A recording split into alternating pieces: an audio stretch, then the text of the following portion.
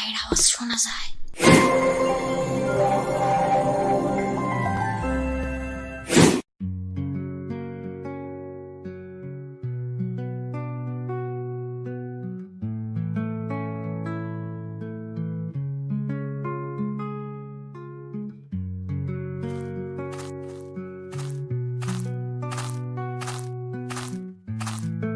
ওগো চাচাতো ভাই, এতদিন কোথায় ছিলে?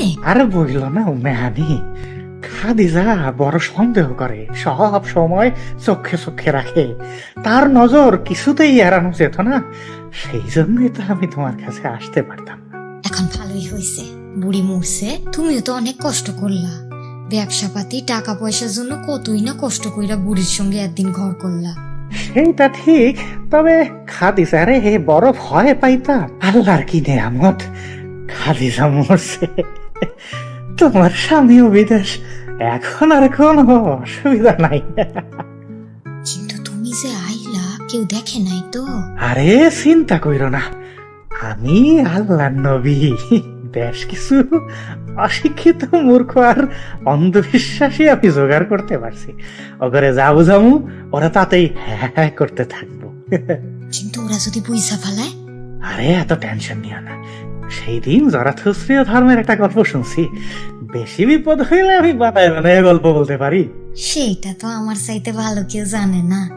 মনে আছে মোহাম্মদ, আমার বাপের চোখ ফাঁকি দিয়া গুহার ভিতরে দুইজন কি করতাম? কোন গুহার ভেতর গো মেহানি তোমার?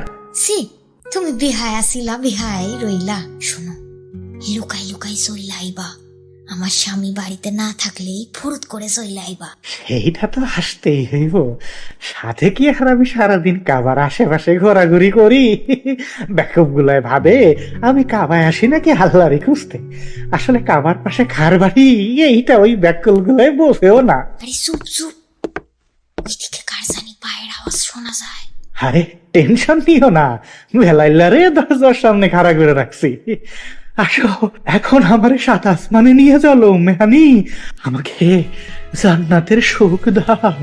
ঠিক আছে, সবই হবে, ধীরে সুস্থে, এত তাড়াহুড়া করবা না। রাত ভর খেলা হবে, কিন্তু আগে বলো কয় রাউন্ড খেলতে পারবা? তুমি তো 30 সেকেন্ডও টিকো না। তুমি বলো, যতবার চাইবা ততবারই পারবো, তাড়াতাড়ি বলবো।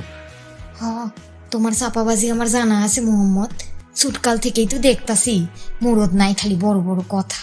আরে রাগ করো কেন হানির মা, তোমার কয়বার লাগবে শুধু বলো, তারপরেই খাপা খাপ খাপা খাপ খাপা খাপ।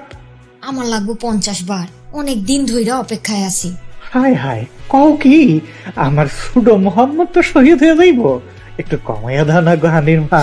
আইসা যাও, আরো অর্ধেক কমাই দিলাম, এইবার তো পারবা না কি? কিন্তু সেইটাও তো অনেক বেশি, এতবার আমি কেমনে পারবো? আমার তো বয়স হয়েছে তাই না, আরেকটু কমাইয়া দাও না গো প্লিজ। আচ্ছা যা বেটা, 5 বার করিস, আর কমাইস না, এইটা ফরজ করে দিলাম। কি যে বলো মেহানি, আমি 50 বারই পারতাম, তাই আমার সুডো মোহাম্মদ তো নেট হয়ে যাইবো। মোহাম্মদ আরো কমাতে চেয়েছিল বটে, কিন্তু কমাতে গিয়ে সে লজ্জা পেতে লাগলো। এর চেয়ে তো আর কম করা যায় না, তাই সে ভেবে নেয় যে 5 বারই ঠিক আছে। এভাবেই মোহাম্মদ সারা রাত ধরে 5 ওয়াক্ত নামাজ আদায় করে। এরপরে উম্মেহানির ঘর থেকে বের হতেই একদল লোক এসে তাকে জিজ্ঞেস করতে লাগলো, এত রাতে তুমি উম্মেহানির ঘরে কি করো মোহাম্মদ? উম্মেহানির স্বামী কই? না মানে আমি গত রাইতে মেরাজে গেছিলাম, শোনো আমার উম্মতের দল, আমি মেরাজে গেছিলাম। অতঃপর মোহাম্মদ একটা উঁচু জায়গায় দাঁড়িয়ে পিঠ বাঁচানোর জন্য এভাবেই কেচ্ছা কাহিনী তথা চাপাবাজি শুরু করতে লাগলো।